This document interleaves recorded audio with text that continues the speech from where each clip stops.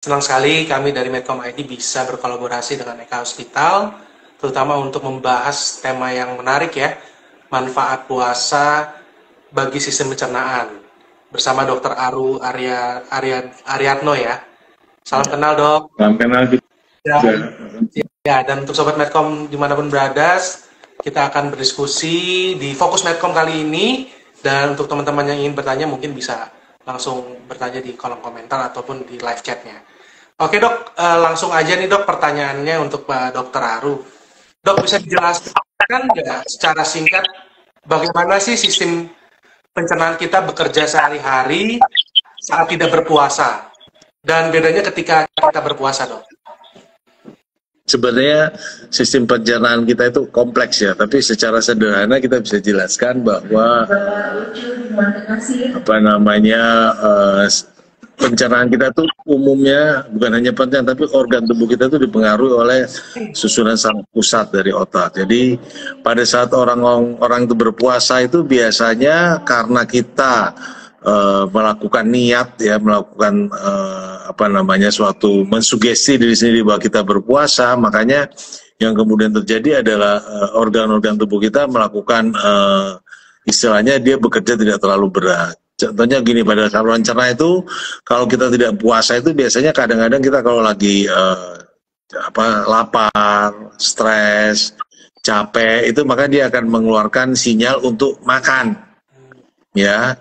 Dan itu akan mengakibatkan keluarnya asam lambung, contohnya begitu, atau keluarnya air liur. Ya kan kita sering ketemu bahwa kalau orang lihat makanan, orang lihat hidangan yang enak itu keluar air liur meskipun makanan itu belum kita pegang atau belum kita beli atau belum kita makan. Ya demikian juga dengan lambung gitu ya. Kadang-kadang kalau kita terasa memikirkan atau membayangkan sesuatu yang enak makanan, maka itu akan mengeluarkan asam lambung sebagai persiapan untuk makan. Nah pada saat puasa itu semua tidak terjadi karena pada saat puasa itu kita berpikir saya sedang berpuasa karena sahur, saya puasa. Nah pada saat kita berpuasa seperti itu, makanya otak itu otomatis akan berhenti untuk memikirkan bahwa kita sedang ingin makan. Kita ngelihat makan aja kita, oh saya lagi puasa, berhenti. Oh saya lagi puasa. Oh, akibatnya dia tidak akan memberikan sinyal ke mulut, ke lambung, ke usus untuk mengeluarkan enzim-enzim pencernaan, gitu loh. Jadi itu yang biasanya terjadi pada puasa. Akibatnya apa? Ya perut kita jadi tenang. Beda pada waktu kita nggak puasa.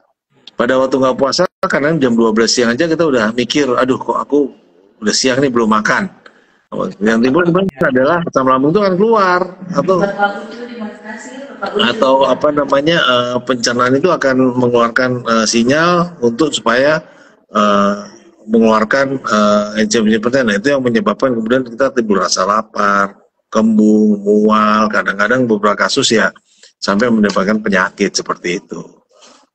Oke dok, berarti artinya puasa ini membantu memberikan istirahat gitu ya dok bagi sistem pencernaan gitu ya, bisa dibilang gitu ya dok? Ya betul.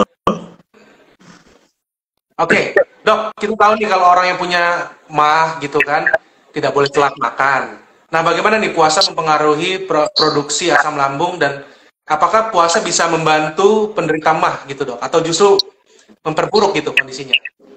Gini, prinsipnya itu adalah penyakit MAH atau gangguan asam lambung itu muncul karena asam lambung yang keluar ya, atau yang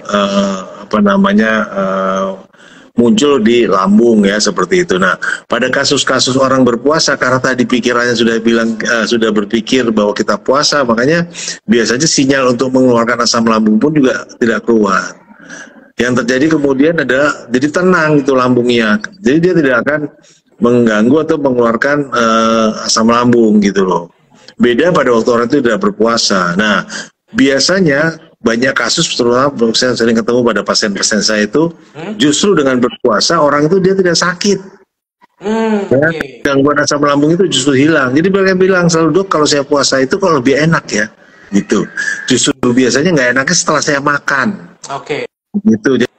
Jadi justru puasa itu memperbaiki. Jadi asam lambung itu nggak jadi keluar, kemudian lambung itu menjadi kosong, kemudian menjadi tenang, gerakan usus menjadi lebih lambat. Ya. Itu akan mempengaruhi proses perbaikan di lambung. Jadi biasanya kalau kita ini aja lah, kalau kita lihat ya, orang punya luka di kulit, ya, itu biasanya kita istirahatkan, luka itu nggak boleh basah, kita obatin, kita pressure, kita tutup supaya nggak terpapar dengan kotoran dan segala macam. Nah sekarang kalau ada luka, ada iritasi, erosi di lambung, gimana caranya? Kan nggak bisa, kita namanya makan tuh kan harus makan dalam sehari kan. Jadi mau nggak mau yang adanya luka, adanya iritasi kan terus terpapar dengan makanan. Nah pada waktu kita berpuasa ini, dia tidak terpapar asam lambung, makanan nggak masuk, paling nggak dalam waktu kurang lebih 13 jam, 14 jam itu dalam kondisi kosong. Nah itu akan mempengaruhi atau membuat healing atau penyembuhan dari gangguan di asam lambung akan lebih baik seperti itu. Artinya banyak juga pasien-pasien dokter yang saat berpuasa justru merasa lebih enak gitu ya? Banyak. Ya, nanti kalau kita tanyakan masih banyak, paling banyak tuh justru waktu berpuasa dia enak. Gitu. Makanya biasanya banyak orang-orang dengan GERD, gangguan asam lambung dan gangguan MAH itu, mereka bilang kalau bulan puasa itu mereka bisa puasa, tapi kalau hari biasa kok jam 12-nya udah sakit gitu loh. Itu yang kadang-kadang ya itulah yang kelebihannya. Iya. Baik dok, nah teman-teman saya juga banyak nih dok yang mengeluh atau mengeluh soal sembelit dok atau pencernaan lambat nih saat puasa. Nah sebenarnya apa sih dok penyebabnya dan bagaimana sih kita bisa mengatasinya dok? Biasanya gini, salah satu penyebab pencernaan lambat pada waktu kita berpuasa adalah jenis makanan.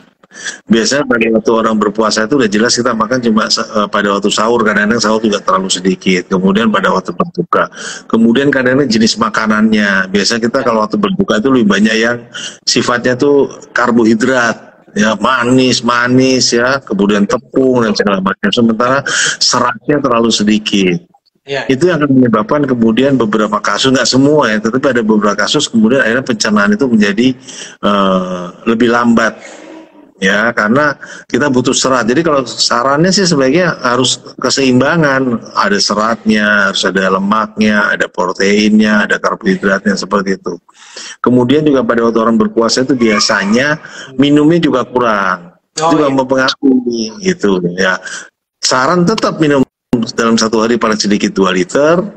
Jangan sampai kita kekurangan serat gitu. Kalau seandainya memang ada gangguan untuk buang air besarnya ya usahakan makan buah atau serat yang ditambah seperti itu. Oke, dok, tadi kan kita bahas sempat bahwa puasa itu pasien-pasien dokter atau orang-orang kebanyakan lebih enak gitu ya dok. Nah, apakah puasa ini bisa dibilang juga dok sebagai proses detoksifikasi tubuh atau membersihkan sistem pencernaan? Kalau untuk bukan membersihkan, tetapi paling tidak dia mengistirahatkan pencernaan dari bekerja lebih berat. Kemudian juga mengistirahatkan, kan enzim-enzim itu kan keluar ya pada waktu kita makan, itu paling nggak dia tidak akan keluar lebih banyak seperti itu. Jadi paling nggak dia akan membantu untuk pencernaan itu lebih baik. Tetapi problemnya bukan itu, justru problemnya muncul saat kita berbuka. Itu yang rusak, yang itu berlebih ya. Sebenarnya makna puasa sekarang aja udah bergeser jauh ya. Makna puasa sendiri sudah bergeser jauh dari makna sebenarnya. Dulu orang zaman dulu tuh yang namanya puasa itu benar-benar puasa bukanya aja juga nggak terlalu banyak ya, kemudian benar-benar suasana prihatin ya, bukan hanya mengolah badan tapi juga mengolah jiwa. Kalau sekarang kan enggak. Kita itu berpuasa itu sekedar seremonial, kemudian terjadi tajir war, ya, jadi perang tajir. Ya, coba bayangin, itu kan udah sesuatu yang kemudian menyebabkan bukan puasanya yang salah, tetapi cara kita berlaku pada waktu kita berbuka itu kemudian yang terjadi adalah pola makan terlalu tinggi karbohidrat, terlalu tinggi lemak, ya. Zaman dulu mungkin nggak seperti itu. Akibatnya apa? Ya, banyak kejadian justru pada bulan puasa terjadi gangguan metabolik. Jadi kalau orang bilang berpuasa itu akan menyebabkan atau membantu detox, justru sekarang itu kebalikan. Justru puasa ini kadang-kadang menyebabkan gangguan. Apa? Nanti biasanya selesai puasa itu gula darahnya naik, lemaknya naik, berat badannya naik. Percaya nggak berat badan orang puasa naik? Sering kejadian. Ya, kalau puasa berat badan naik, diabetesnya naik, terus jadi kolesterol naik, hipertensi segalanya, itu karena kita sekarang mengelola puasanya dengan cara yang salah. Padahal kalau zaman dulu mungkin nggak seperti itu. Ya coba Bayangin yang namanya takjil itu yang katanya kita buka puasa itu, yang berebut buka puasa, coba makanannya kayak apa coba? Yang tadinya nggak pernah ada pada waktu apa namanya di bulan lain selain bulan puasa, coba kan keluar semua. Karena orang itu udah rebutan tuh sebelum jam 3 aja udah rebutan tuh cari takjil. Jam 4 itu udah nongkrong di depan meja dengan segala macam makanan di depannya. Nanti akhirnya malam-malam berkekenyangan, sholat aja nggak bisa karena sakit perut. Iya. Kekenyangan itu yang rusak, bukan puasanya gitu. Artinya ada pergeseran yang membuat juga berbeda gitu dok ya dengan tradisi. Makin kesini berbeda. Sekarang kan puasa itu kan sekarang begitu. Gitu. Oke, dok, bisa di-spill nggak nih dok untuk Sobat Medcom dan sahabat Eka Hospital juga nih, apa sih makanan terbaik untuk sahur nih dok, agar sistem pencernaan tetap sehat sepanjang hari dok? Jadi gini, konsepnya itu makanan yang terbaik itu adalah keseimbangan. Jadi kalau zaman dulu kita sekolah itu diajarin 4 sehat 5 sempurna. Konsepnya adalah dalam satu piring itu harus tercukupkan karbohidratnya, proteinnya, lemaknya mungkin dalam bentuk minyak kalau dia dalam bentuk gorengan, kemudian seratnya. Ya, jadi itu yang penting. Jadi jangan kita berbuka itu cuma dengan karbohidrat. Jadi cuma nasi. Mohon maaf nih, sekarang tuh orang makan nasi, lauknya itu mie instan, ya kan, seperti itu ya. Kemudian kentang, kemudian nugget atau junk food dan segala macam itu kan nggak bagus. Usahakan makan tuh nasi. Jadi dalam satu piring itu kalau saya biasa menyarankan dalam satu piring itu dibagi 3. Sepertiga karbohidrat, sepertiga serat, sepertiga protein. Itu yang terbaik. Kemudian usahakan jangan yang, kalau sahur tuh jangan yang seperti contohnya terlalu pedas. Ya, diharapkan supaya tidak terjadi gangguan asam lambung pada waktu berpuasa. Kemudian jangan terlalu apa namanya yang spicy ya, terlalu berbumbu. Kemudian jangan yang terlalu berlemak. Kemudian juga jangan yang asam, ya. Kalau bisa seratnya lebih banyak, serat itu kan paling bagus, kalorinya cuma 0. Kemudian dia akan mempertahankan perut kenyang lebih panjang, jadi seratnya diperbanyak, seperti itu. Usahakan minum yang cukup, itu kalau dari sesi.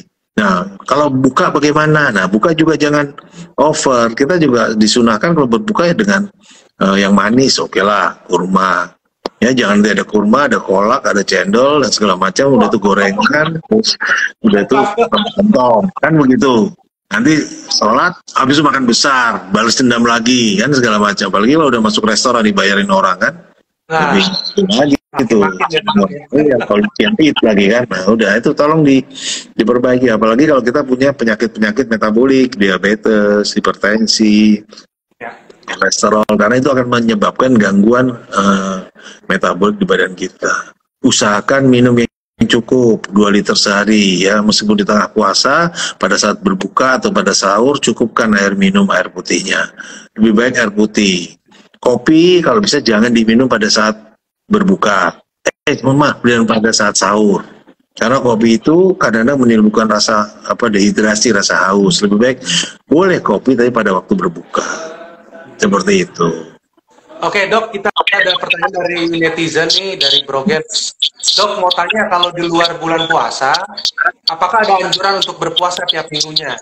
Dan sarannya dalam seminggu berapa kali dok? Puasa itu, makanya tadi saya bilang, puasa itu bagus buat badan ya. Jadi kebetulan bagi umat muslim itu kan kita sudah disunahkan puasa Senin Kemis. Ya, jadi boleh silakan kalau kuat kerjakan aja puasa Senin Kemis, dapat pahalanya baik juga buat tubuh. Atau kalau lebih kuat lagi ya puasa Daud. So, konsep puasa ini sedemikian baiknya sehingga kemudian yang sekarang berkembang di barat itu diambil alih menjadi intermittent fasting. Ya.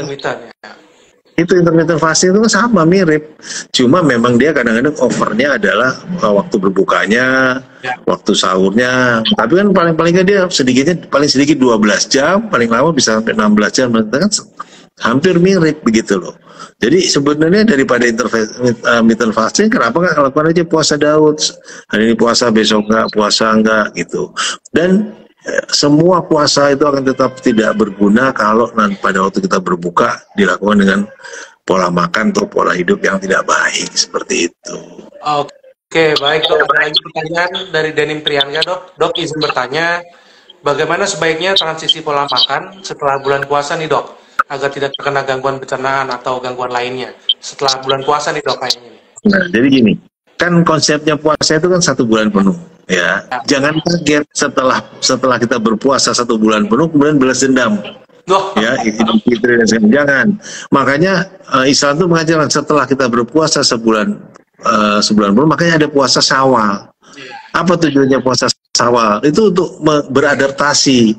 Jadi dari sebulan penuh kita berpuasa, kemudian kita beradaptasi selama 7 hari paling nggak untuk membantu supaya tubuh terbiasa dengan puasa dan kembali ke siklus biasa. Setelah itu balik ke puasa Senin Kemis. Makanya sebenarnya program itu sudah ada, cuma kita aja sebagai manusia itu kadang-kadang tidak pernah melihat itu sebagai suatu program yang baik gitu loh. Memang yang wajib cuma puasa Ramadan, tetapi setelah puasa Ramadan banyak puasa sunnah yang kita bisa kerjakan, termasuk sawalan itu, puasa sawal itu kita bisa kerjakan seperti itu. Dok, terakhir dok, apa nih pesan dokter untuk masyarakat agar bisa menjalani puasa dengan cara yang sehat dan nyaman bagi sistem pencernaan? Silakan. Kalau buat saya yang penting nomor 1 niat puasa kita. Usahakan niat puasa kita itu lillahi ta'ala. Jangan ada kan orang niat puasa untuk menurunkan berat badan dan sebagainya. Itu nomor 1. Nomor 2, usahakan selalu sahur. Ya tadi seperti saya sebutkan, selalu sahur dengan pola makan yang baik, dengan isi makanan yang bergizi dan baik. Kemudian pada waktu berbuka, usahakan jangan berbuka yang over ya, yang terlalu, yang kemudian kita mengejar-ngejar sesuatu yang kemudian akan menyebabkan gangguan berat badan mungkin, gula darah, kolesterol dan segala macam. Kemudian yang ketiga, jika ini juga kadang-kadang kan ada beberapa kasus orang itu nggak bisa berpuasa dengan sempurna. Jika diperlukan pengen puasa tetapi kok kayaknya ada gangguan, datang segera ke dokter, datang ke rumah sakit lah paling nggak, untuk kemudian kita datang ke dokter, berkonsultasi dengan dokter penyakit dalam, untuk kemudian kita bisa memberikan, mungkin ada obat, mungkin ada advice atau nasihat yang bisa diberikan kepada orang yang ingin berpuasa agar bisa melaksanakan puasanya dengan baik di bulan puasa. Seperti itu, mungkin dengan obat dan segala macam. Itu sih dari saya. Oke, baik, terima kasih Dr. Aru Aryatno, dokter spesialis penyakit dalam, subspesialis gastroenterologi ya dok, dan hepatologi konsultan Eka Hospital Depok.